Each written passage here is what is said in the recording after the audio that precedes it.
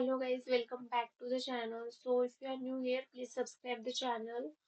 So Infosys has started off-campus drive registration link and you are confused about the process, then this video is for you. So let's discuss about the process. This is the official website from the Infosys. You can see that the process of this hiring is eligibility criteria for Infosys selection process, education, BE, BTech, MCA, ME, MTech, MS, all branches are included.